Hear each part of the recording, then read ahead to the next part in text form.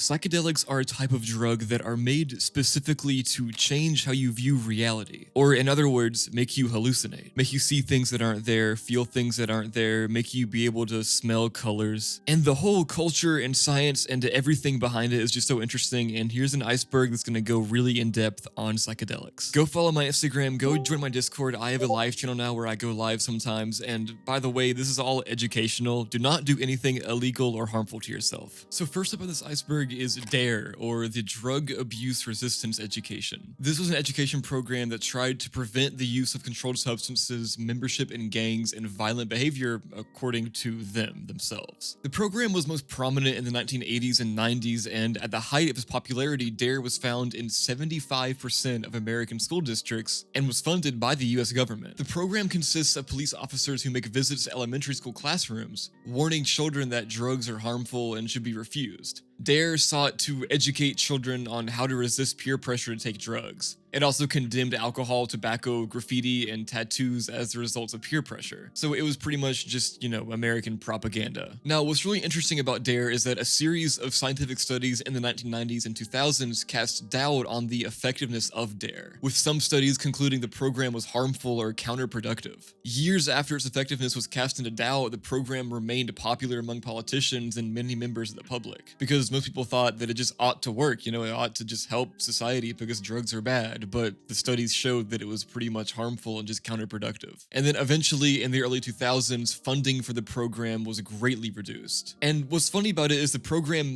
made these t-shirts and other items branded with the DARE logo and anti-drug messages like DARE to resist drugs and violence. But then these items were repurposed by drug culture as ironic statements starting in the 1990s, and they're still used today. You'll still see DARE shirts and DARE stickers and stuff everywhere. Now, I'm not going to go through every single study they used to show that DARE just wasn't effective, but I will talk about a few. So in 1995, a report to the California Department of Education by Joel Brown, PhD, stated that none of California's drug education programs worked, including DARE. And here's a quote from it. California's drug education programs, DARE being the largest of them, simply doesn't work. More than 40% of the students told researchers that they were, quote, not at all influenced by drug educators or their programs. Nearly 70% reported neutral to negative feelings about those delivering the anti-drug message. While only 10% of elementary students responded to drug education negatively or indifferently, this figure grew to 33% of middle school students and topped 90% at the high school level. And then also what's really interesting and cool about this, and according to this one report, in some circles, educators and administrators have admitted that DARE, in fact, potentially increased students' exposure and knowledge of unknown drugs and controlled substances, resulting in experimentation and consumption of narcotics at a much younger age. And people are just mad that they were using taxpayer dollars for this thing that pretty much was either ineffective or had negative results. And then really quick before I move on, I wanted to point out how in 1998, a grant from the official federal National Institute of Justice to the University of Maryland resulted in a report, and the report concluded that, quote, DARE does not work to reduce substance use. This is crazy that they tried so much. This is just American boomer culture. They tried so hard to reduce drugs and just made it even worse. It's so funny. Set and setting, when referring to a psychedelic drug experience or the use of other psychoactive substances, means one's mindset, which is shortened to SET, which is why it's called SET, and the physical and social environment, or the setting, which is why it's called set and setting, in which the user has the experience. So set and setting just means the person's mindset and the setting when they're doing the psychoactive stuff. So the set and setting are factors that can condition the effects of psychoactive substances. Set refers to the mental state a person brings to the experience, like thoughts, mood, and expectations, while setting refers to the physical and social environment. And then this wording is especially relevant for psychedelic experiences in either a therapeutic or a recreational context, other than medical or torturous. You know what I mean. So the concept of set and setting was observed by the Johnny Appleseed of LSD, Al Hubbard, while he visited mushroom ceremonies in Mexico. Now, due to the importance of setting in early psychedelic therapy, Hubbard introduced a, quote, treatment space decorated to feel more like a home than a hospital, and this came to be known as a Hubbard room. And then in 1966, Timothy Leary conducted a series of experiments with DMT with controlled set and setting. And the aim was to see whether DMT, which had thought to be mostly thought of as just like a terror-inducing drug, could produce pleasant experiences under a more supportive set and setting, and it was found that it could, which is why Joe Rogan is the way that he is. Bazinga. And before I move on from this one, because it's kind of boring and just like straightforward, I want to read a little bit of a quote from Timothy Leary that I was talking about, the guy that did the DMT experiment. Here's a quote from him. "Of course, the drug dose does not produce the transcendent experience. It merely acts as a chemical key. It opens the mind, frees the nervous system of its ordinary patterns and structures. The nature of the experience depends almost entirely on set and setting. Set denotes the preparation of the individual, including personality structure and mood at the time, while setting is physical, the weather, the room's atmosphere, the people around, the feelings." I just thought that was interesting. I think it gives a really interesting paradigm and perspective on drug use, especially like psychedelic use. Like the drugs are just kind of a key to open it up. A thought loop is defined as the experience of becoming trapped within a chain of thoughts, actions, and emotions which repeats itself over and over again in a cyclic loop. These loops usually range from anywhere between 5 seconds and 2 minutes in length. But again, in these moments, it's so stressful that it feels like a lot longer. And some users have reported them to be up to like a few hours in length. It can be extremely disorienting to undergo this effect, and it often triggers states of progressive anxiety within people who may be unfamiliar with the experience. The most effective way to end a cycle of thought loops is to simply sit down and try to let go. This state of mind is most likely to occur during states of memory suppression, in which there is a partial or complete failure of the person's short-term memory. So certain drugs can do this. This may suggest that thought loops are the result of cognitive processes becoming unable to sustain themselves for appropriate lengths of time due to a lapse in short-term memory, resulting in the thought process attempting to restart from the beginning, only to fall short once again in this awful perpetual cycle. Thought loops are most commonly induced under the influence of heavy doses of psychedelics, and also dissociatives, which there's some overlap there between psychedelics and dissociatives. We'll get into that later. And now the website I'm getting this stuff from, actually, Psychonaut Wiki, it has some like stories, like user submitted stories of thought loops. So I'm gonna tell 2 of those because I think they're really interesting. And it gives a better like explanation of what it is, but they're just cool stories. So as far as I can tell, these are anonymous, so I don't really know how to shout it out other than just go click the link in the description, then it'll bring you to the website where I got it from. So here's the first one, and it's called First Bad Trip. "I took the LSD at around 4:30 p.m. at home with 2 other friends. The house wasn't very clean, and just as the trip started to kick in,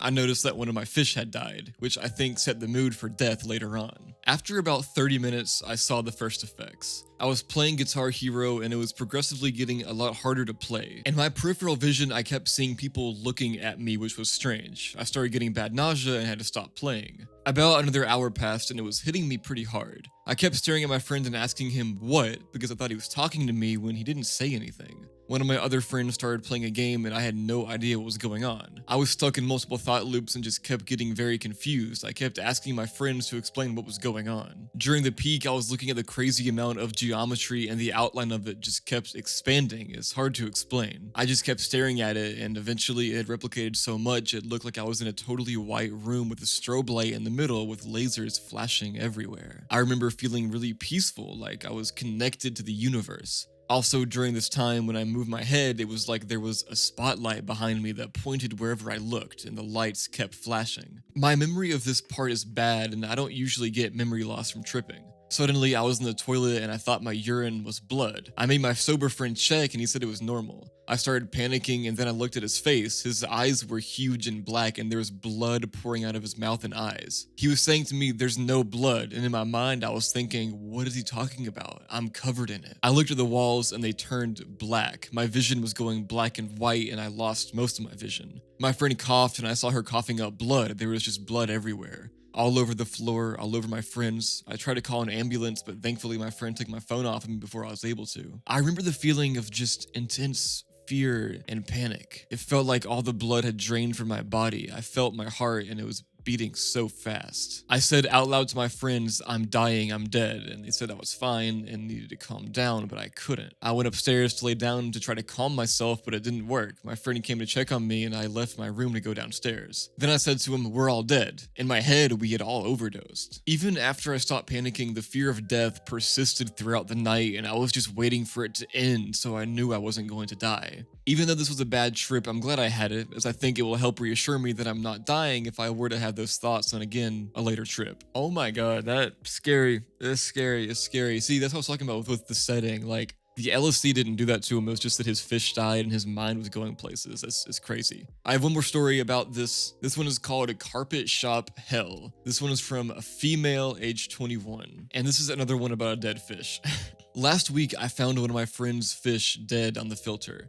This week, the other one was dead, so that kind of set the mood for the rest of the night. I took the first tab at about 1:30, the second one at around 4. I started to feel the first effects at around 3, but I was losing track of time by then, so I just took another tab for the sake of it. By this time, the ceiling was spinning, and it was just the usual geometry visuals, pretty mild, until my friend who was playing Guitar Hero started to vape in front of me. I felt like I could see every particle of the vape, and it was raining on me. It felt like light was reflecting off each tiny particle of vape. Even after he stopped vaping, I could see smoke everywhere, and it was clouding my vision pretty badly. I think maybe 1 or 2 hours passed on this, and after the first onslaught of weird visuals, I decided to order some food. Also at this time, everything was sticky and slimy. I thought maybe I was sweating a lot, but I wasn't, but it made things like eating chips hard because they felt like slime. Also, pausing the story right here, it says crisps, right? So this is some British person, but I'm not gonna check out my live on screen right now. You can just double tap the screen, but here's a clip. At all. How do you feel that you're on a call with a 17-year-old? I don't feel weird because I'm not. I do have to be fair, I do have a dream Minecraft. Yeah, but you literally sent me a picture of your dick. Anyways, something really weird happened. I lost my ability to comprehend human speech at around 8 or maybe 9 p.m. I think my friends thought I was just effing around, but it was really bad. I could hear what they were saying to me, and I could link their voices with their faces, but the words just weren't making sense. I couldn't speak very well at this point either. My speech was like that of a child. It was really frustrating and upsetting to me, and I cried a little, only not much, because I was trying to order food for my boyfriend, but I couldn't understand what he was saying to me. I had to have everyone type to me because I just couldn't understand. This continued until 12 a.m., which is when I started to feel a considerable good change. I still couldn't understand what people were saying, but I just shut off and listened to some good music. This is when carpet shop hell kicked in. My visuals at this point were quite nice. It was Christmas in the room, and if I looked to the side or at my phone, I could see a Christmas tree in the middle, and there were red and gold lights and a snowy window, and I was wearing a Christmas jumper. When I looked away, they disappeared, and the same thing happened again, but with a hockey rink. Anyways, then, a carpet shop. I spent 2 hours in that carpet shop trying to get away from the insistent nagging of something inside me to buy a carpet. Side note, for some reason, I have a fear of carpet shops, so I feel like this was supposed to be a bad trip because it was trying to play in one of my worst fears, but it wasn't even a nice carpet shop.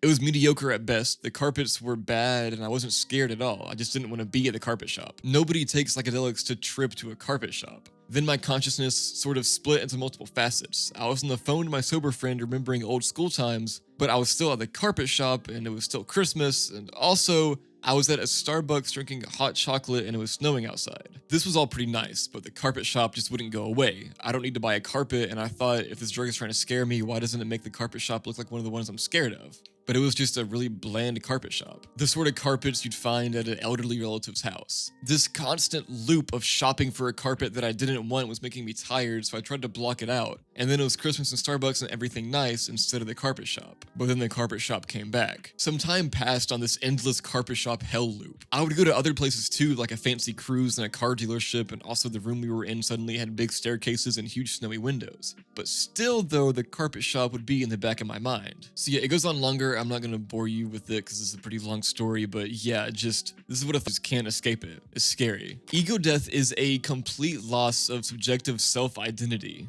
Ego death refers to a profound and often transformative experience where the usual sense of self or identity is temporarily diminished or completely lost. This experience is commonly reported during high doses of psychedelics like LSD, mushrooms, and DMT, as well as over-the-counter medications like DXM that you can trip on. It can lead to a feeling of merging with the environment, other people, or the universe as a whole, and often results in a perspective that is less centered on the individual and more connected to a broader, often more spiritual sense of existence. This experience can be both enlightening and disorienting, deeply affecting one's understanding of the self and the world. Now, remember that Lilly guy I was talking about earlier? Him and some other science people, Metzer and Alpert, define ego death, or ego loss as they call it, as part of the symbolic experience of death in which the old ego must die before one can be spiritually reborn. They define it as, quote, complete transcendence, beyond words, beyond space-time, beyond self.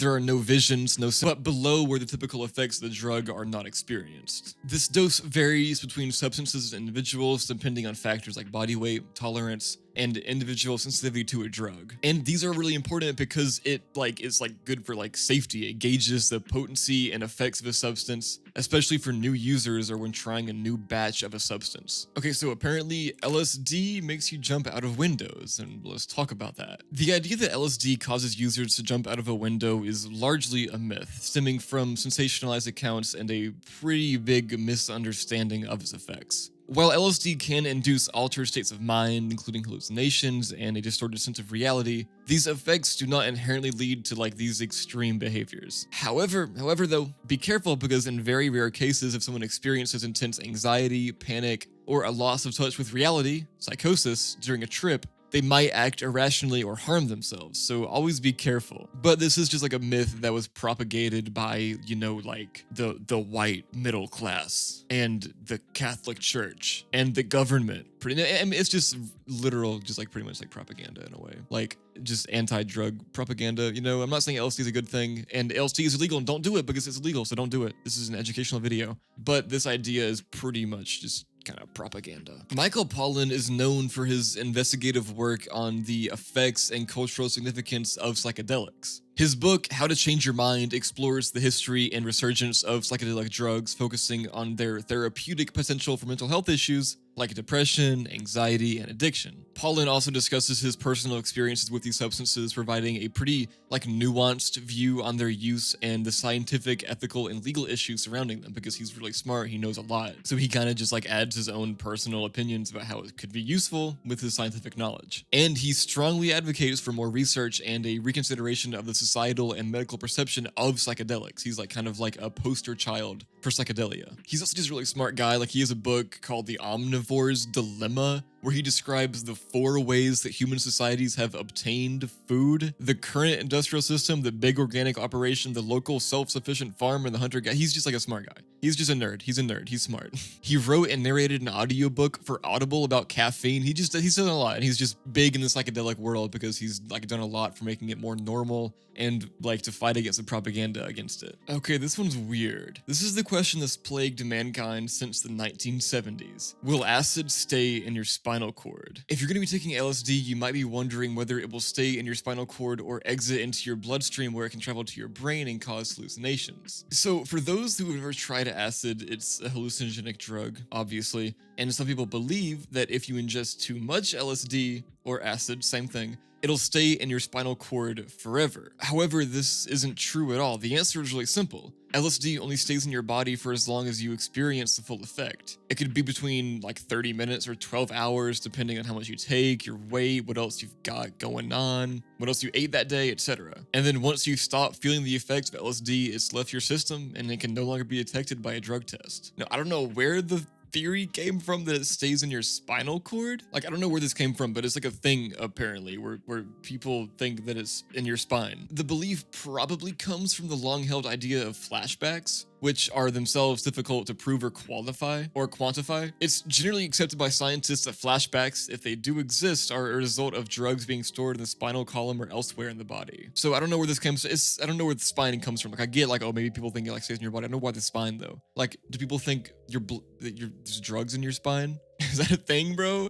I'm gonna open a spine store to sell to people, and they can just trip on LSD from dead people's spines. All right, let's talk about psilocybin for depression. Over the last 20 years, there's been a growing of research with classic psychedelics, the pharmacological class of compounds that include psilocybin, an ingredient found in so-called magic mushrooms. Now, obviously, this can make you trip, but there's also other things. Treatment with psilocybin has shown promise in research settings for treating a range of mental health disorders and addictions. Now, for a study, some researchers recruited 27 participants with a long-term history of depression, most of whom had been experiencing depressive symptoms for approximately 2 years before recruitment. 88% of the participants had previously been treated with standard antidepressant medications, and 58% reported using antidepressants in their current depressive episodes. After screening, participants were randomized into one of two groups in which they received the intervention either immediately or after an 8-week waiting period. At the time of treatment, all participants were provided with 6 to 8 hours of preparatory meetings with 2 treatment facilitators. Following preparation, participants received 2 doses of psilocybin, given approximately 2 weeks apart between August 2017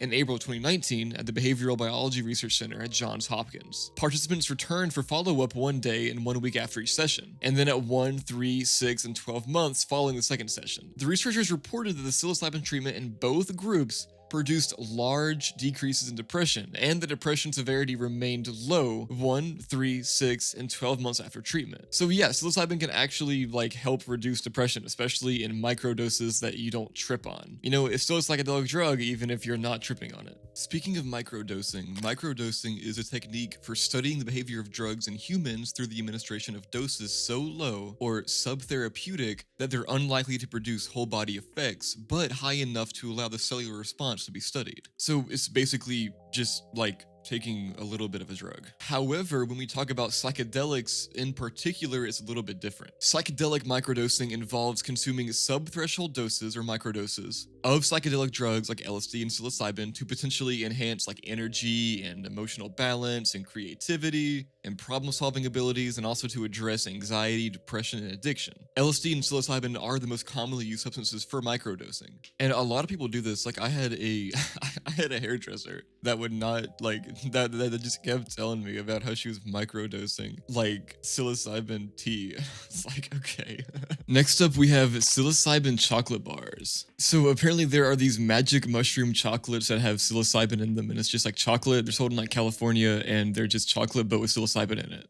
And celebrities like Gwyneth Paltrow and Prince Harry are touting the benefits of psilocybin. And in December of 2023, a lab tested 24 magic mushroom chocolate bars purchased in the Bay Area and found that 8 of the bars contained a lab-made synthetic drug called 4-ACO-DMT instead of the natural mushroom compound that they, the consumers thought they were getting. So even when psilocybin is being sold, legally, it's still, you're getting, it's getting, laced with stuff.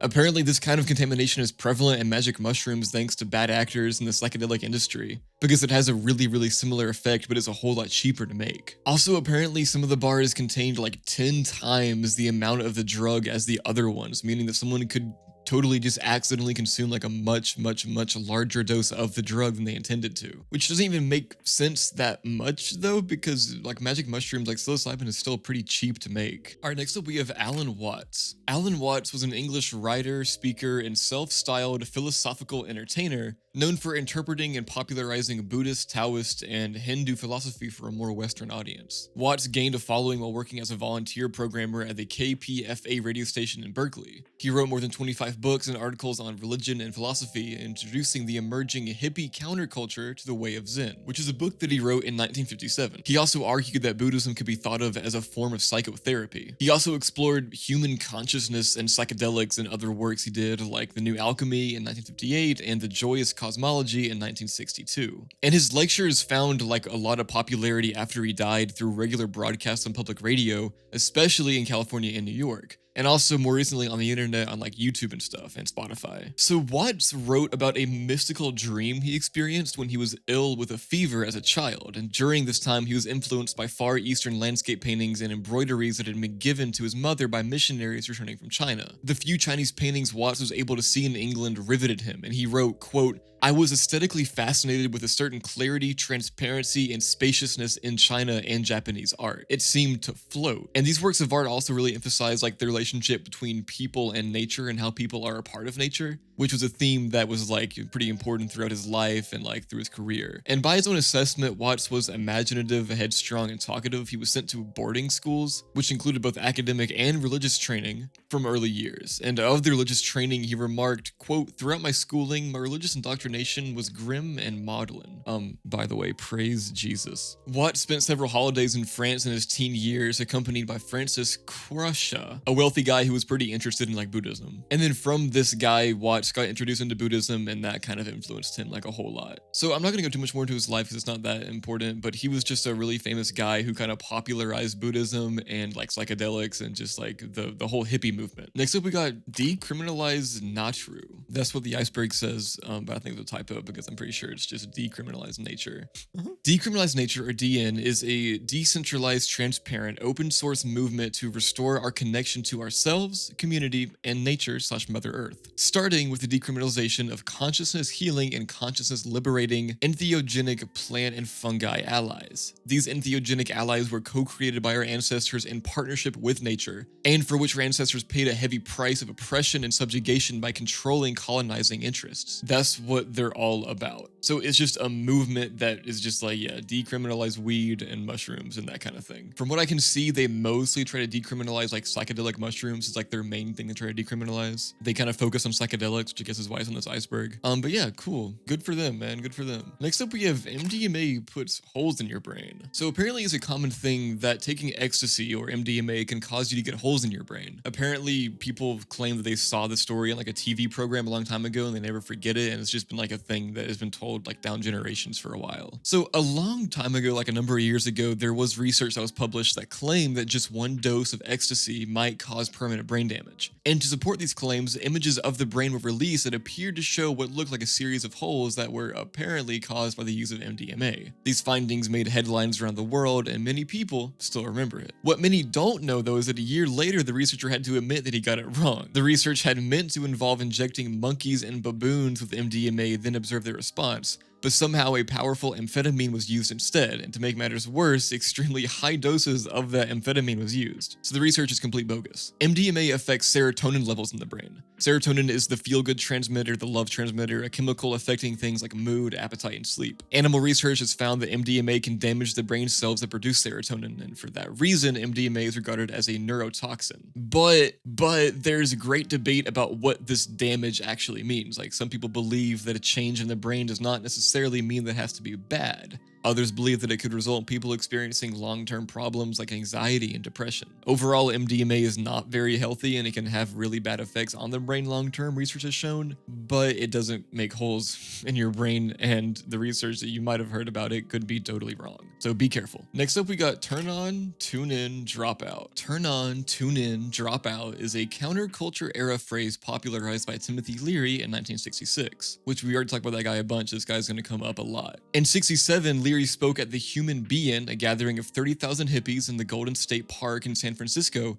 and phrased the famous words, turn on, tune in, drop out. It was also the title of his spoken word album recorded in 66. And on this lengthy album, Leary can be heard talking about like his views about the world and humanity, describing nature, Indian symbols, the LSD experience, peace, the meaning of inner life, and all of it is spoken in this like monotone, soft voice. And then in an interview in 1988 with Neil Strauss, Leary said that the slogan was, quote, given to him by Marshall McLuhan during a lunch in New York City. And basically this guy was like really into marketing, and he said like, okay, so you're into this hippie stuff, right? This phrase is going to be really marketable. And then it turned out to be right, because it became a really popular phrase, especially back in the 60s, 70s, and 80s. And then Leary explains what it means in his 1983 autobiography called Flashbacks, and I'm going to read directly from that for you. Turn on meant to go within to activate your neural and genetic equipment, become sensitive to the many and various levels of consciousness and the specific triggers engaging them. Drugs were one way to accomplish this end. Tune in meant interact harmoniously with the world around you. Externalize, materialize, express your new internal perspectives. Drop out suggested an active, selective, graceful process of detachment from involuntary or unconscious commitments. Drop out meant self-reliance, a discovery of one's singularity, a commitment to mobility, choice, and change. Unhappily, my explanations of the sequence of personal development are often misinterpreted to mean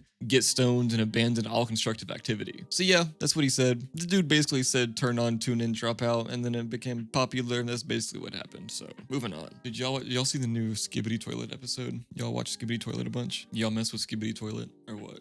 Next up, we got psychedelic psychotherapy. Psychedelic therapy refers to the proposed use of psychedelic drugs like psilocybin, MDMA, and LSD to treat mental disorders. And as of 2021, psychedelic drugs are controlled substances in most countries, and psychedelic therapy is not legally available outside clinical trials. With some exceptions, but everything has some exceptions. I just know I gotta say that. There's some exceptions, because if I don't say that, people are gonna in the comments be like, well, actually, in Malaysia in 1978, it was used legally. And I'm like, dude, shut up. Like, I know, like, I'm not talking about whatever, there's some exceptions to this rule. It's legal sometimes, but the procedure for psychedelic therapy differs from that of therapies using conventional psychiatric medications. While conventional medications are usually taken without supervision at least once daily, in contemporary psychedelic therapy, the drug is administered to a single session or in a single session in a therapeutic context. The therapeutic team prepares the patient for the experience beforehand, and it helps them integrate insights from the drug experience afterwards. After ingesting the drug, the patient normally wears eye shades and listens to music to facilitate focus on the psychedelic experience, with the therapeutic team interrupting only to provide a reassurance if adverse effects such as anxiety or disorientation arise. As of 2022, the body of high-quality evidence on psychedelic therapy remains relatively small, and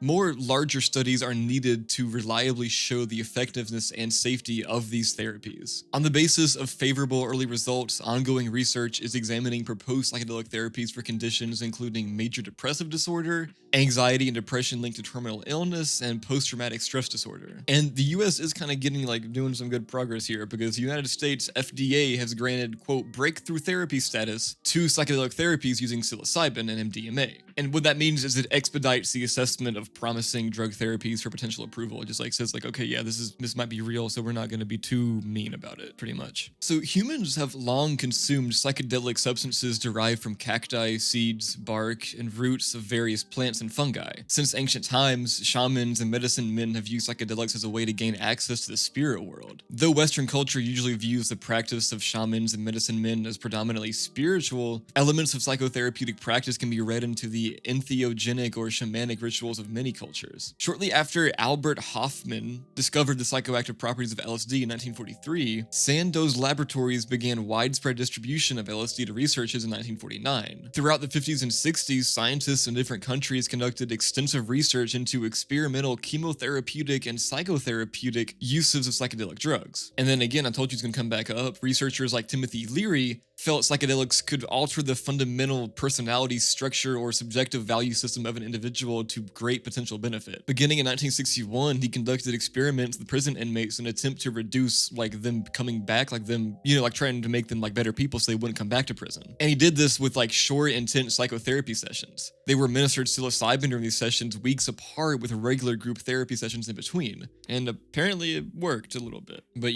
people don't like it. Psychedelics are seen poorly in society, whether it's for good reason or not. It's not really been given too much attention, too much funding because of that. There's a whole lot here I can go in about psychedelic therapy, like PTSD, depression and anxiety, reducing criminal behavior, different methods of doing it like standard or psychocollytic, which by the way, psychocollytic therapy involves the use of low to medium doses of psychedelic drugs repeatedly at intervals of 1 to 2 weeks, when traditional is just doing it one time or on a few sessions. And then there's so many other variations like Claudio Naranjo, hypnodelic therapy, anaclitic therapy. Go research this yourself if you want. There's so much. This video is already going to be so long, and I don't want to make it any longer or make it more annoying for you to watch. Go check this out if you want to do it. It's really interesting, but we're going to move on to Ramdas. Actually, let me look up how to pronounce this guy's name before I just butcher it. Hold on, let me see how to pronounce this. Okay, I think it's Ramdas. I'll say Ramdas. Ramdas, also known as Baba Ramdas, was an American spiritual leader, guru of modern yoga, psychologist, and writer. His best-selling book, Be Here Now, which has been described by multiple reviewers as seminal, helped popularize Eastern spirituality and yoga in the West. He authored or co-authored 12 more books on spirituality over the next 4 decades, including Grist for the Mill, How Can I Help, and Polishing the Mirror. Ramdas was personally and professionally associated with Timothy Leary at Harvard University in the early 1960s. Then known as Richard Alpert, he changed his name to Ramdas later, he conducted research with Leary on the therapeutic effects of psychedelic drugs. And then in 67, he traveled to India and became a disciple of Hindu guru Neem Karoli Baba, who gave him the name Ram Das, meaning servant of Ram, but usually rendered simply as servant of God for Western audiences. In the following years, he co-founded the charitable organization Siva Foundation and Hanuman's Foundation. From the 70s to the 90s, he traveled extensively, giving talks and retreats and holding fundraisers for charitable causes. In 97, though, he had a stroke which left him paralyzed, but he eventually grew to interpret this event to himself as an act of grace. And he couldn't speak for a while, but then he learned to speak again. He continued to teach and write books. But then he became seriously ill during a trip to India in 2004, and he gave up traveling and moved to Maui, Hawaii, where he hosted annual retreats with other spiritual teachers until he died in 2019. This guy was pushing. This guy really was pushing. This guy was like not gonna die. He was not gonna give up, bro. So this guy apparently taught at Harvard for a little bit. He was an assistant clinical psychology professor, and that's where he worked really close with Timothy Leary. He wrote so many books. He was really like influential with like the whole psychedelic movement. That's why he's so high in the iceberg. This guy was really important, really big. But this video is getting so long. I need to hurry the hell up because this iceberg is huge. I need to get going, man. Next up, we got MDMA for PTSD, which I already kind of talked about earlier with the psychedelic therapy, but I'm gonna go a little bit more in depth on specifically MDMA for PTSD, but I'm not gonna try to repeat myself. So MDMA is known as ecstasy or Molly. It's a psychoactive drug. It's a stimulant and it releases chemicals in your brain to give an energizing effect, heighten your senses, and boost emotions like self-awareness and empathy. Now, experts are tapping into MDMA's effects as part of therapy for severe PTSD, which actually affects nearly 3.5 US adults, which is kind of crazy. PTSD happens after someone goes through a traumatic event like a serious accident, sexual abuse, injuries, or war. Memories may pop up as flashbacks or nightmares and force some people to relive terrifying moments. Severe PTSD can also lead to suicide. Now, there's no medicine that like specifically treats PTSD like in like the world of like, you know, psychiatry, but some medicines may ease the symptoms of it. Treatments like talk therapy and cognitive behavioral therapy can also help, but almost a third of people drop out of therapy and up to 58% still have PTSD symptoms after they finish, and this is where MDMA comes in. Experts have found that when people with PTSD are given a certain amount of MDMA in a clinical setting, it helps them to open up so that they can work through the traumatic event. MDMA itself, though, is not approved for legal use because of its history as a recreational drug with the potential for harm, abuse, and addiction, but since 2017, the FDA has deemed the drug's beneficial effects on PTSD symptoms to be breakthrough therapy like we talked about earlier, and they're kind of being like nicer about it. MDMA assisted therapy sessions can take some time.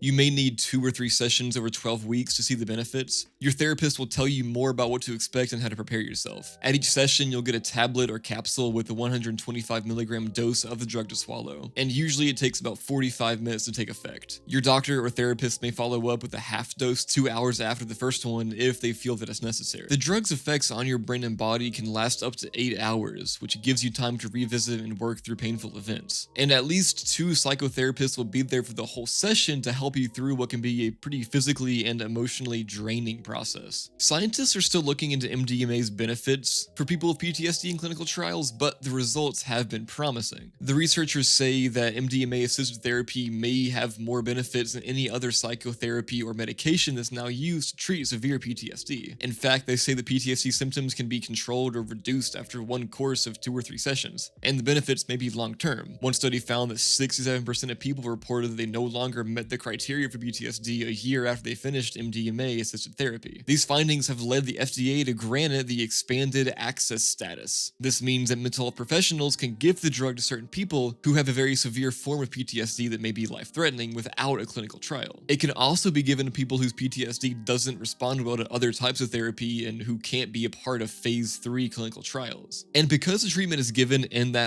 controlled setting, the potential for abuse is low. MDMA is also proving to be cheaper than other alternative therapies for severe PTSD that may take longer and need more drugs and professional assistance, so that's good. Next up, we have MAPS, or MAPS, or Multidisciplinary Association for Psychedelic Studies. MAPS is an American nonprofit organization working to raise awareness and understanding of psychedelic substances. MAPS was founded in 1986 by Rick Doblin and is based in California. What MAPS does is it helps scientists design, fund, and obtain regulatory approval for studies of the safety efficiency and effectiveness of a number of controlled illegal substances. MAPS works closely with government regulatory authorities worldwide like the FDA and the European Medicines Agency, or EMA, and they want to ensure that all of its sponsored research protocols conform to ethical and procedural guidelines for clinical drug research. And some examples of what they do is MDMA for the treatment of PTSD, LSD and psilocybin for the treatment of anxiety, headaches, and depression, cannabis for PTSD, and a whole bunch of other stuff. So yeah, this is just like the official agency, the official association that works with actual governments on getting certain like psychedelics legalized and used for like good reasons like therapy and stuff. But they have had a few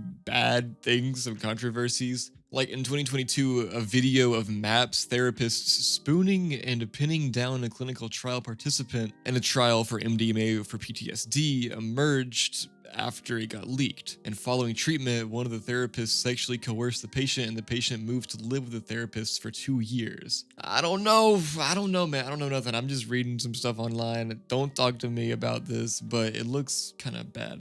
Sexual assault's not good, and I condemn them for that. Next up, we have 1950s housewife on LSD. So a recently discovered clip of a 1950s housewife on an acid trip became a viral video sensation. In the 8-minute video, Los Angeles doctor Sidney Cohen administers a dose of acid to a self-described, quote, normal woman who had volunteered to participate in a study on the effects of LSD. Hours after taking the drug, the woman is clearly in the grips of a hallucinogenic reverie, a gape at the wonders of the world around her. She's tripping balls. She says stuff like, "I've never seen such infinite beauty in my life." She also says, "I wish I could talk in Technicolor. I can see all the molecules. I'm part of it. Can't you see it?" The clip originally aired on television in 1956 when the drug was still like legal curious, years before it had become a controversial and illegal counterculture touchstone of the 1960s youth movement. So before it was like cool, pretty much. Next up, we have LSD changes your chromosomes. So this one, I'm too stupid to be talking about the actual realness and science behind this. I'm just gonna give a little bit of information from what I can gather online. So taking LSD apparently can lead to some chromosomal changes, and we're going to talk about what I mean by kind of. So many studies have tried to figure out if LSD can damage our genes, like causing breaks in chromosomes when used in experiments outside a human body. They sometimes saw damage, but only with really high doses that you wouldn't use in normal use. And this makes it hard to say if those results matter for people who just want to take LSD. When they looked at people who were like real people using pure LSD, very few showed any genetic damage. However, people who use street LSD, which might be mixed with other stuff, showed more genetic issues. This suggests that the problems might be due to other drugs mixed with the LSD and not LSD itself. Studies using fruit flies and more detailed genetic tests found that LSD doesn't really cause mutations unless you use unrealistically high amounts. They think LSD might interact with DNA, but not in a way that seriously harms it. Earlier studies thought LSD could cause birth defects, but later, more thorough studies didn't find any strong evidence for this. A few reports connected street LSD with some birth defects, but it's unclear if LSD was really the cause. So that's like the dumbed down version. There's like a whole bunch of like clinical stuff and like research, you know, like science class type stuff if you want to look into it. Again, all my like sources and stuff are in the description. Just go click on that Iceberg link. And yeah. All right, changing to layer 2 now, we have transpersonal psychology. So transpersonal psychology is an area of psychology that seeks to integrate the like spiritual and transcendent aspects of the human experience within the framework of modern psychology. In 1968, Abraham Maslow was among the people who described transpersonal psychology as a, quote, fourth force in psychology. Early use of the term transpersonal can also be credited to Stanislav Grof and Anthony Sutich. Transpersonal means like beyond personal. Basically experiences where the sense of identity or self extends beyond the individual or personal. And that's where the trans beyond personal. So in a nutshell, transpersonal psychology dives into how we relate to the deeper spiritual part of ourselves and how this influences our mental health and personal growth. So imagine your mind like a house, right? Most psychology focuses on the rooms we live in daily, our thoughts about school, work, and relationships, or the living room, bathroom, and kitchen. But transpersonal psychology is interested in the attic or basement, where we might store deeper or spiritual experiences, like moments of profound connection with nature, feeling part of something larger than ourselves, or deep meditative states. Or you can also say like maybe like going outside in your front yard, where it's not inside your house, it's like beyond yourself. It's like adding an extra layer to understanding who we are, not just looking at our day-to-day life, but also considering our bigger spiritual connections and experiences. This approach can help people find meaning, cope with life's challenges, and foster personal growth by integrating these broader aspects into their understandings of themselves. Next up, we got Sandoz. Sandoz is a Swiss company that focuses on generic pharmaceuticals and biosimilars. Now, the reason why this company is on this iceberg is that Sandoz Laboratories is historically significant in the context of psychedelics due to its role in the synthesis and introduction of LSD to the world. In the 40s, a chemist named Albert Hofmann, we've just talked about before, who worked at Sandoz, first synthesized LSD in 1938 while researching derivatives of ergot, which is a fungus that grows on rye. Hofmann accidentally discovered the psychedelic effects of LSD in 1943 when he absorbed some through his skin. Recognizing the potential of LSD, Sandoz started producing it under the name Delicid and marketed it as a psychiatric drug. They believed that it could be useful for understanding and treating mental disorders by stimulating a sense of psychosis. LSD was provided for free to medical and psychiatric researchers to explore its clinical applications, and this led to a wide range of research into its therapeutic benefits, contributing significantly to the fields of psychiatry and psychology during the 50s and 60s. And that's why it's known as Iceberg, it made LSD pretty much. Next, we got sacred geometry. Sacred geometry refers to the set of geometric shapes, patterns, and proportions that are often considered to have symbolic and spiritual significance throughout various cultures and historical periods. Now, when under the influence of psychedelic substances, many users report seeing vivid, intricate geometric patterns. These patterns can appear to be infinitely complex and are often described as fractal-like, which means infinite, resembling structures that manifest naturally in the world, such as the arrangement of leaves, the pattern of snowflakes, or the spirals of galaxies. Which makes sense because all drugs do is they activate parts of your brain, so it makes sense that things in nature will just appear in your brain because your brain is from nature. Now, for many, these geometric visions are not just random, but they carry a deep symbolic meaning.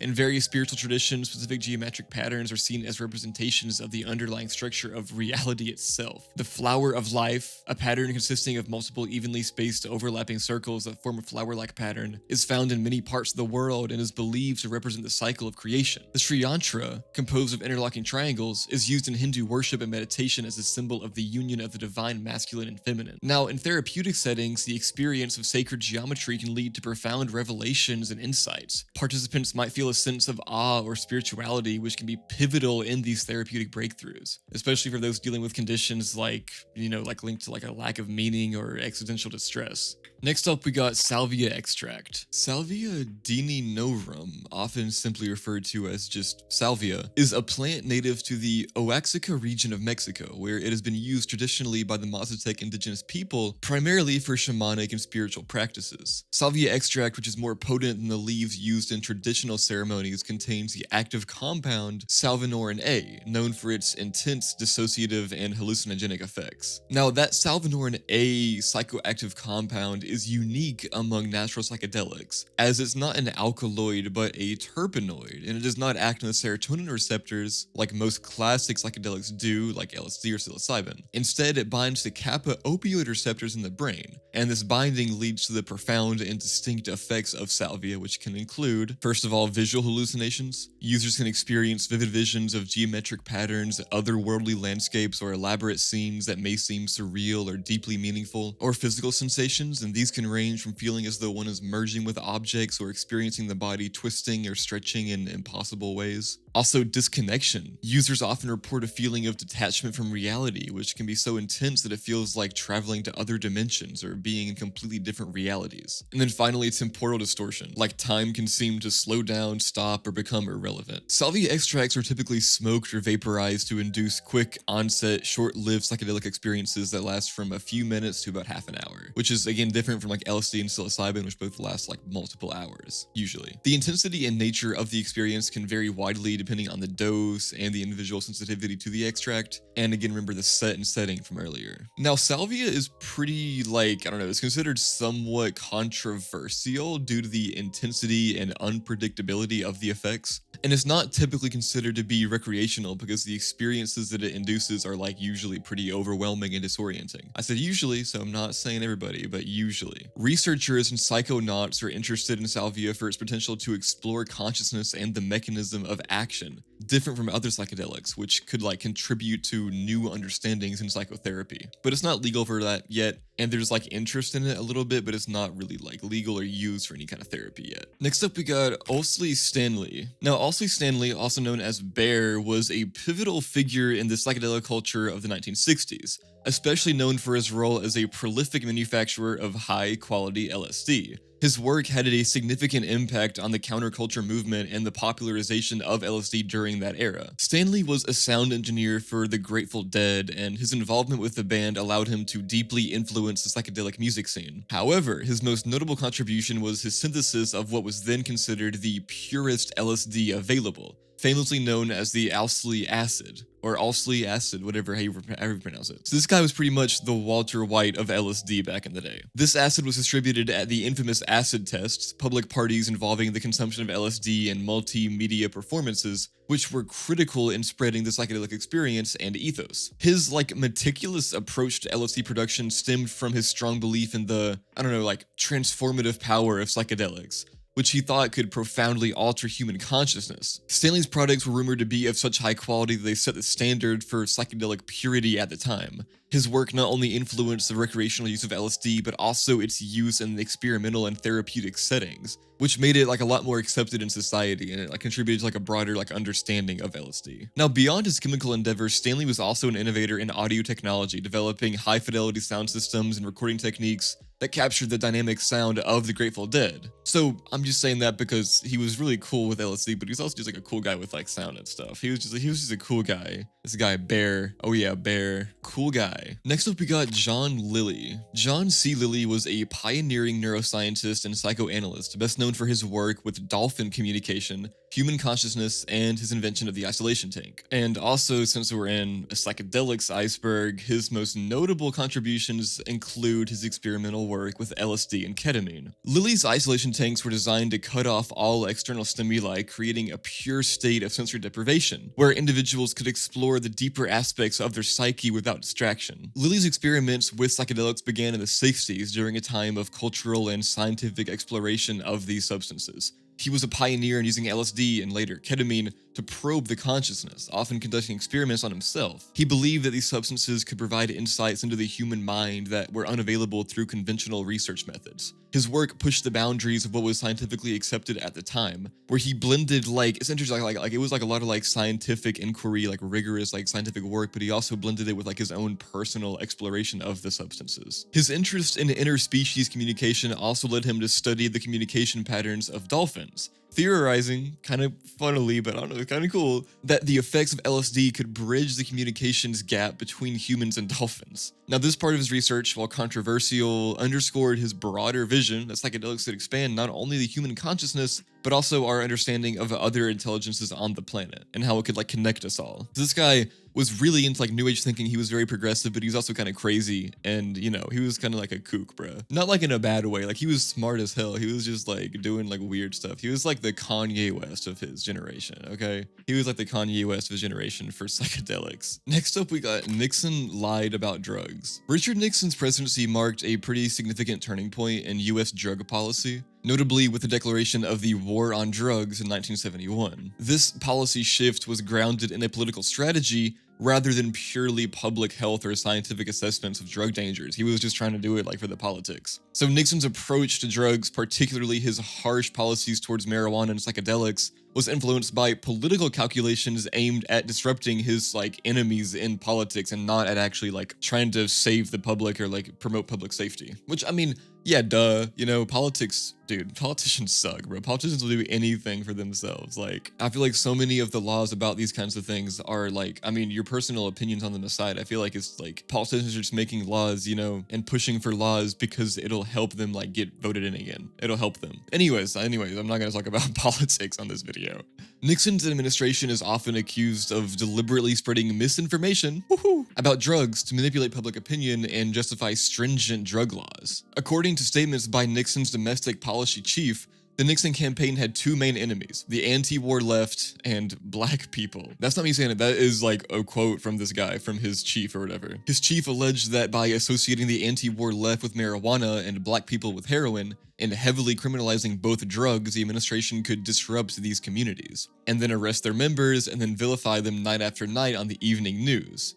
And although the account of this chief guy was given years later and has been subject to scrutiny, it does align with the administration's aggressive tactics and rhetoric around drugs. So just some examples of what he did, for instance, marijuana was placed in Schedule 1, a category for drugs considered to have a high potential for abuse, and no accepted medical use, a classification that many experts consider to be unwarranted given the evidence at the time. Like, we know that marijuana is good for medical use, and like, Nixon was just being a bad guy, bro. Nixon is a bad guy, bro. Nixon had L Riz, dog. Nixon had no Guyot, L Riz, L president, bro. He got ratioed out of there, dog. Not very skibbity.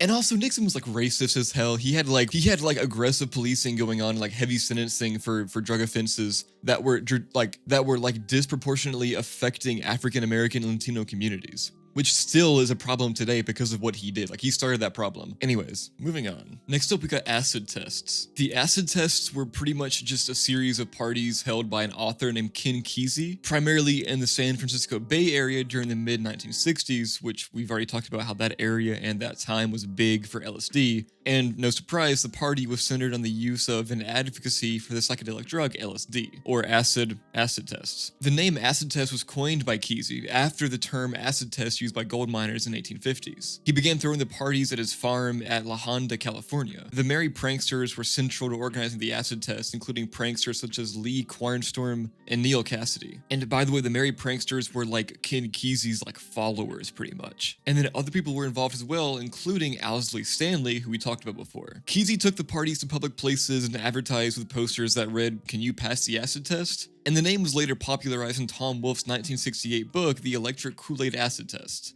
There were a lot of musical performances from the Grateful Dead, who we also already talked about, along with black lights, strobe lights, and fluorescent paint. The acid tests were notable for their influence in the LSD-based counterculture of the San Francisco area, and also like part of the transition into the hippie movement of the 60s and 70s. Grateful Dead. The Grateful Dead was a rock band deeply intertwined with the 1960s and 70s counterculture, particularly known for its close association with the psychedelic movement. Their music, lifestyle, and concerts became a central part of the psychedelic experience for many fans. The band fostered an environment that encouraged the exploration of altered states of consciousness primarily through LSD. And the Grateful Dead became more popular through the acid tests we just talked about, like those parties. And Grateful Dead played a pretty big part in popularizing the drug of LSD in the first place. But I already kind of talked about the Grateful Dead earlier with that one guy, so moving on. Empathogens. Empathogens, such as MDMA, are a class of psychoactive drugs that produce feelings of emotional communion, oneness, relatedness, and emotional openness, particularly at social gatherings like raves or music festivals. While not traditionally included under the umbrella of like psychedelics, which are obviously known for like producing,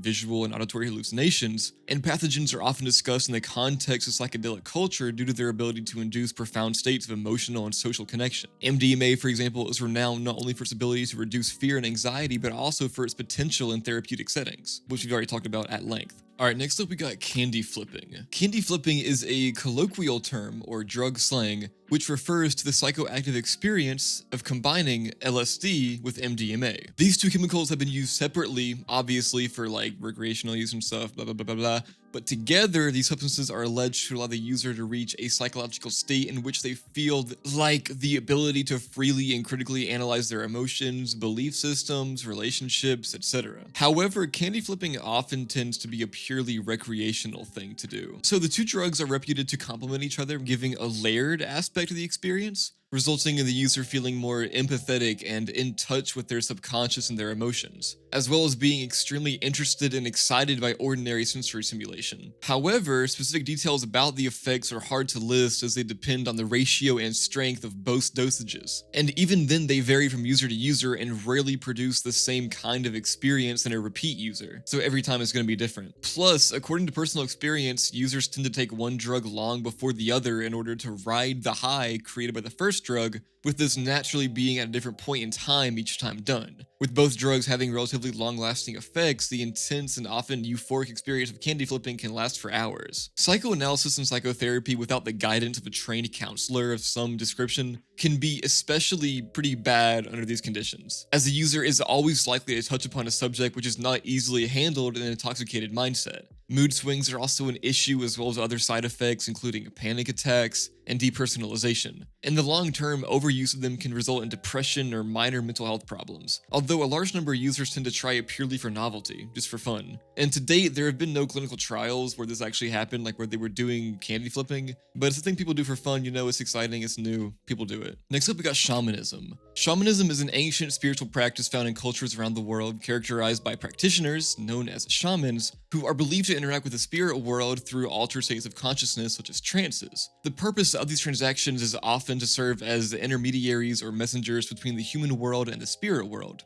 enabling healing, guidance, and conflict resolution within their communities. Shamans enter altered states of consciousness in several ways, including drumming, dancing, fasting, and the use of psychedelics. In many cultures, natural psychedelics such as like Peyote, Psilocybin, and ayahuasca are used specifically to induce visions of spiritual journeys. These substances are revered as sacred medicines that open the mind to other realms and deeper understandings of reality. The roles of a shaman are diverse and vital to their communities. They may include healing the sick, divining information, guiding souls in the afterlife, and ensuring the community's harmony with the spirit world. Healing practices may involve banishing supposed evil spirits, retrieving lost souls, or channeling energies from the spirit world. Shamanism is deeply embedded in the cultural fabric and historical traditions of many indigenous people, including those in Siberia, the Amazon, North America, and Africa, so it's pretty wide, but yet they use that stuff. Next up, we got I'm God, which is possibly in a state of psychosis or being very high. One believes they can be God, I guess, is the only thing I can really find about this one. Next up, we have serotonin syndrome. Serotonin syndrome is a potentially life-threatening condition that results from an excess of serotonin in the body. It can occur due to the use of certain drugs, including some types of antidepressants, and, importantly for what we're doing here, certain psychedelics. In the world of psychedelics, the risk of serotonin syndrome is particularly relevant when these substances interact with other medications that a person could be taking. Serotonin syndrome is most commonly associated with the use of serotogenic drugs, that is, drugs that increase serotonin levels in the brain. Many classic psychedelics like LSD and psilocybin act primarily on serotonin receptors. They're not typically direct causes of serotonin syndrome on their own because they primarily just mimic serotonin rather than increasing its levels. However, the syndrome can occur if these psychedelics are taken in conjunction with other drugs that affect serotonin levels, such as SSRIs, or selective serotonin reuptake inhibitors, or MAOIs, monoamine oxidase inhibitors, which are both types of antidepressants. The symptoms of serotonin syndrome can range from mild to severe and include high body temperature, agitation, increased reflexes, tremor, sweating, dilated pupils, and diarrhea. In more severe cases, symptoms can escalate to confusion, irregular heartbeat, seizures, and unconsciousness, which can be fatal if not treated properly. Prevention of serotonin syndrome primarily involves being cautious about drug interactions. It's important for individuals using psychedelics, especially in a therapeutic or exploratory context, to be aware of the risks and to manage the use of other medications. It's kind of scary, it's kind of scary, man, be careful. I mean, don't do illegal drugs anyways, obviously, but safety first, guys, safety first, always.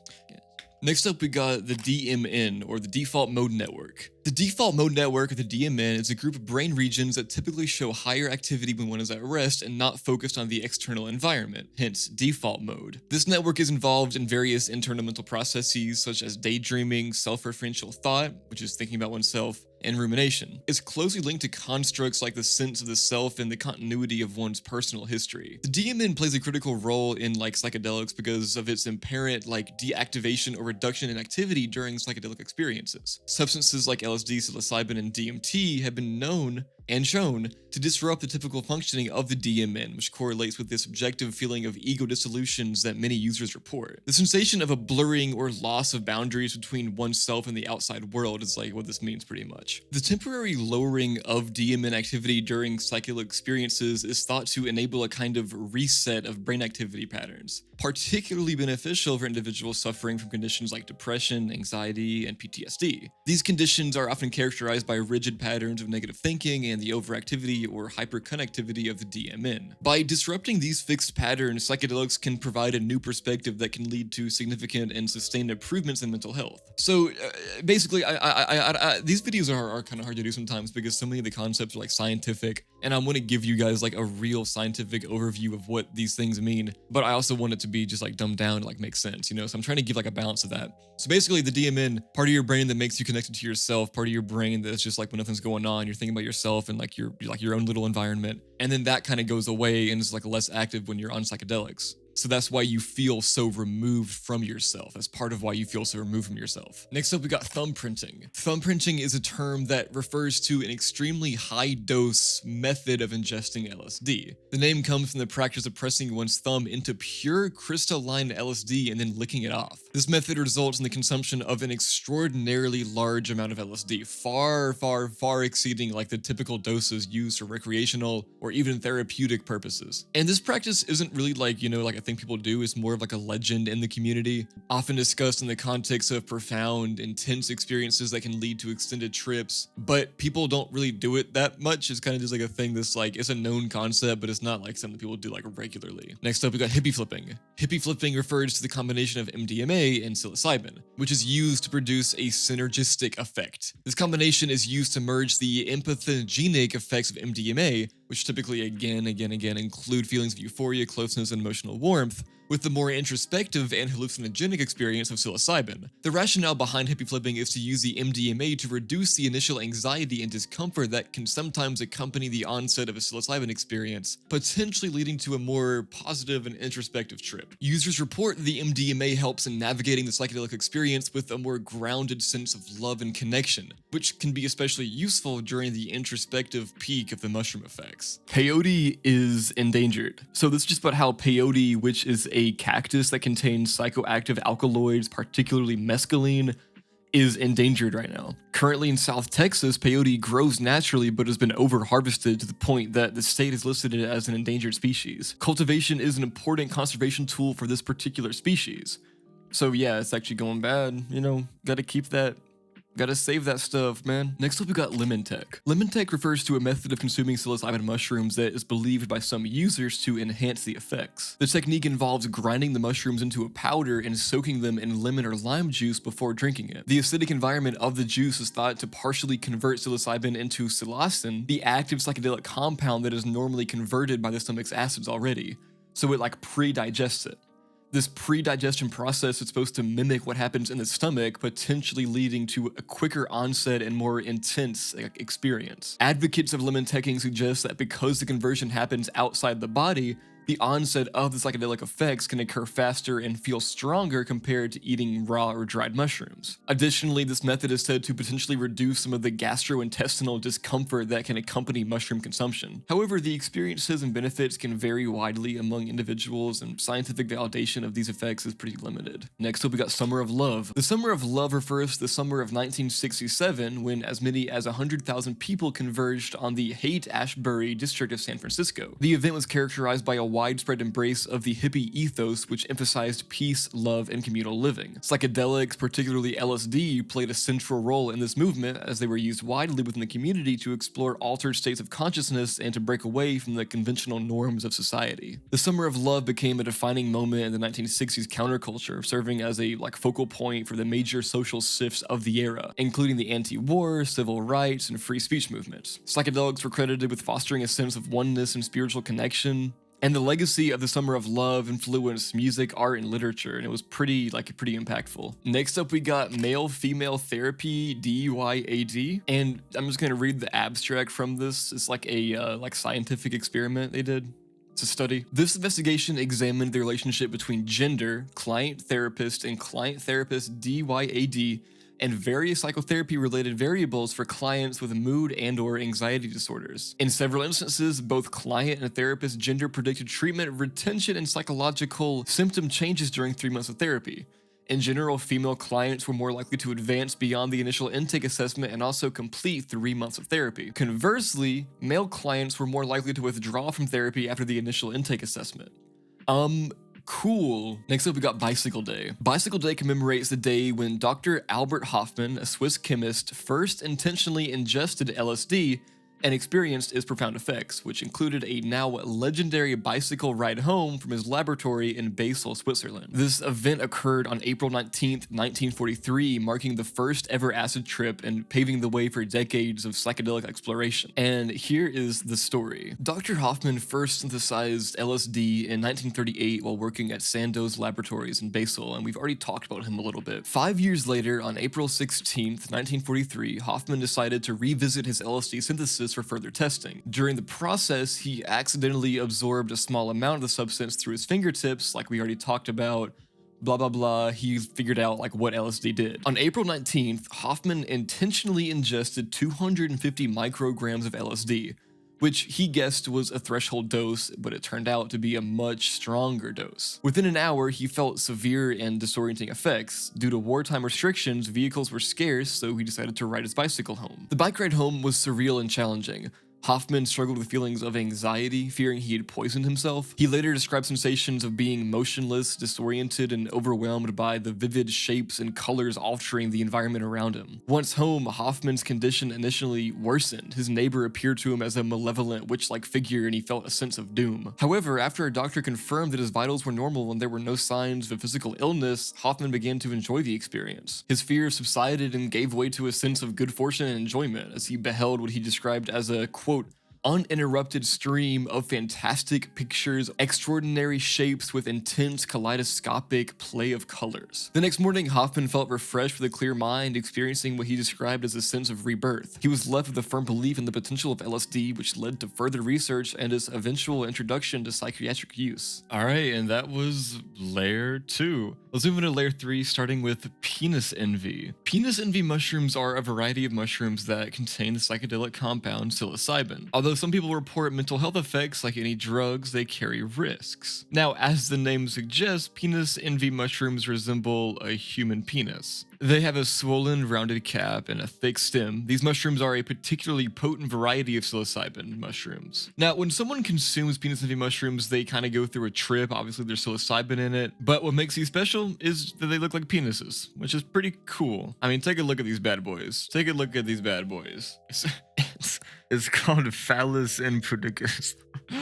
Oh, that's so funny. Okay, I'm a child. This is funny, bro. This is funny. Next up, we got toad venom endangered. So toad venom, particularly from the Colorado river toad, also known as a Sonoran desert toad, contains 5-MeO-DMT, which is a psychedelic. This toad species is native to northern Mexico in the southwestern United States, and its venom has been used for various purposes, including medicine and modern psychedelic therapy. But here's the thing, it's endangered. It's endangered. And it's endangered, but the International Union for Conservation of Nature listed as a least concern, bro. Come on, just because it has DMT in it, it's still an endangered species. We gotta take this seriously. Next up, we got Uncle Ben's. This just means that you can grow psychedelic mushrooms with Uncle Ben's rice. That's pretty cool. Next up, we got British Army LSD. So in 1964, the British military gave LSD to a group of Royal Marines during a training exercise. They pretty much just wanted to see if the drug could be utilized as a weapon of war, but the experiment ultimately ended in failure because the troops were like unable to effectively complete many of their tasks. And here's a video of this like happening. It's kind of funny. Next up, we got Soma. The term Soma comes from ancient Vedic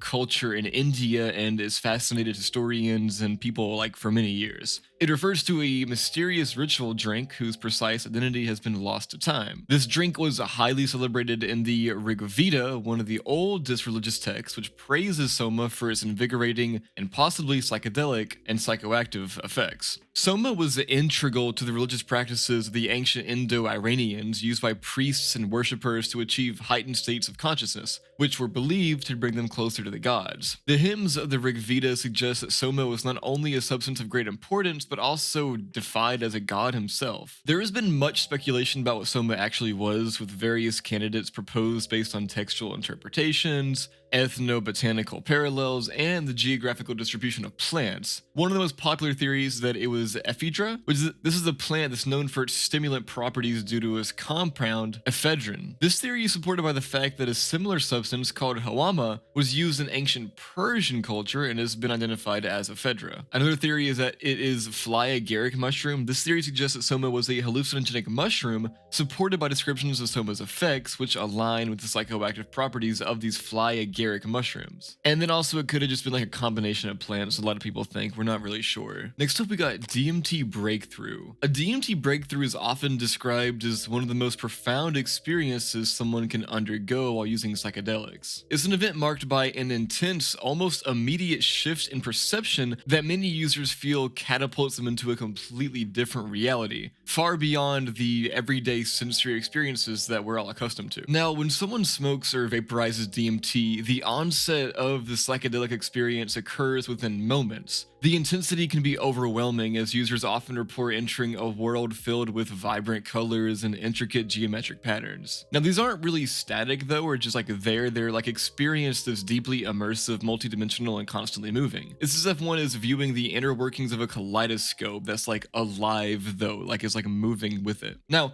among the most intriguing and frequently discussed aspects of DMT breakthrough are the encounters with beings or entities. These beings vary pretty widely in description, from alien-like figures and ancestral spirits to complex, indescribable forms. They often interact with the user, conveying messages through non-verbal communication that feels profoundly meaningful. The nature of these entities and the reasons for their presence are widely debated, but they still remain like a pretty central feature of the DMT experience. Now, another significant component is the experience of ego dissolution. This is where the usual boundaries that separate oneself from the universe begin to dissolve. It's a state where personal identity, the self-concept, and external reality blend together. Many describe this as a form of death and rebirth, a sensation that can be terrifying, liberating, or deeply peaceful. It confronts users with the impermanence of their own existence and often leads to insights about the interconnectedness of all things. Now, the emotional depth of DMT breakthrough really can't be overstated. The feelings encountered can range from overwhelming bliss to intense fear, often depending on the nature of what's being experienced and one's personal mindset and environment at the time of the trip. The emotional roller coaster is usually tied to the content of the visions and the interactions with the entities. Users often come away from a DMT breakthrough feeling that they've touched a level of reality that is more real than real, a pretty common description that really underscores the profound impact of the experience. This sensation of encountering a hidden truth about the universe can leave a lasting impression on one's understanding of life, death, and existence. Next up, we got man who injected magic mushrooms. A man brewed a tea from magic mushrooms and injected the concoction into his veins. Several days later, he ended up at the emergency department with the fungus growing in his blood. The man spent 22 days in the hospital, with 8 of those days in the ICU,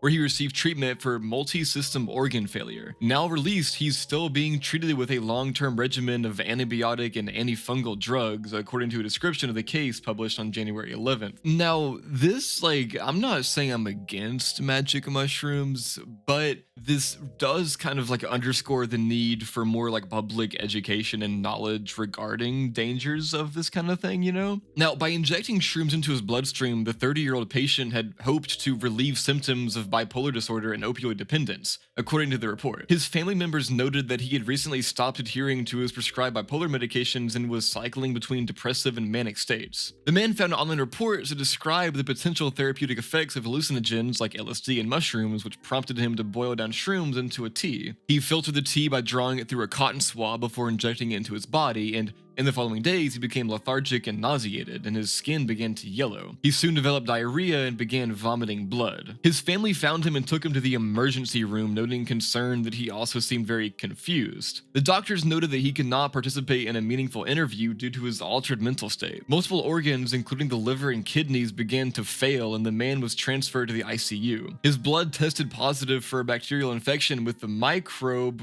is the magic mushroom one. So basically it just means that it was now growing in his blood. Now, in addition to antibiotic and antifungal drugs, the man needed to be placed on a ventilator after he experienced acute respiratory failure, where fluids build up in the air sacs of the lungs. Thankfully, the patient survived this ordeal and was later discharged from the hospital. Research suggests that psilocybin may be a promising treatment for depression that we've talked about already, but a bad trip can trigger anxiety, fear, and confusion, blah, blah, blah. And also, if you put it in your blood, bro, it's not gonna end well for you. This guy is just crazy. Next up, we got brown sugar MDMA. When you hear the term brown sugar in the context of MDMA, it refers to a form of the drug that appears as brown crystals or powder. This hue typically stems from the presence of impurities or residual byproducts left over from the synthesis process used to manufacture MDMA. These impurities could be anything from unreacted precursor chemicals to byproducts that weren't fully washed out in the final steps of production. It's a common misconception that the darker color indicates a purer product. In reality, it just shows that the purification process may not have been fully optimized. Now, that's what it could be referring to, or it could be referring to this other thing. So there was a 2016 incident at a festival in Cambridgeshire, and it was a serious reminder of some dangers associated with drugs. So festival goers were sold a substance that they believed to be MDMA. However, it turned out to be a hazardous mix containing brown sugar and plaster of Paris. Plaster of Paris, commonly used in construction and crafts for making molds and casts, is absolutely not intended for ingestion. It's composed of gypsum plaster, which can harden rapidly when mixed with water, potentially causing severe blockages and damage if ingested, posing pretty serious health risks, including chemical burns to the gastrointestinal tract. The mixture with brown sugar, presumably intended to mimic the appearance and texture of certain street drugs, highlights the deceitful practices that was going on. This is crazy this actually happened. It could be referring to this, I don't even know. Alright, and that's layer 3 just about over. This video is already getting super long, so if you guys want to see a part 2 to this video where I cover the rest of this iceberg, I'm about halfway through right now, and if you guys want to see me cover the rest of this, let me know in the comments. This video gets, let's say, 500,000 views, okay? I'll do a part 2. Let me know, guys, share this around if you want a part 2, but this video is just way too long right now. I don't want to put out like a 4-hour long video. Who wants to watch that, guys, right? Who wants to watch that? Alright, but I hope you guys enjoyed this one. Let me know in the comments again if you want a part 2. Everybody have a good night, alright? Sweet dreams, guys.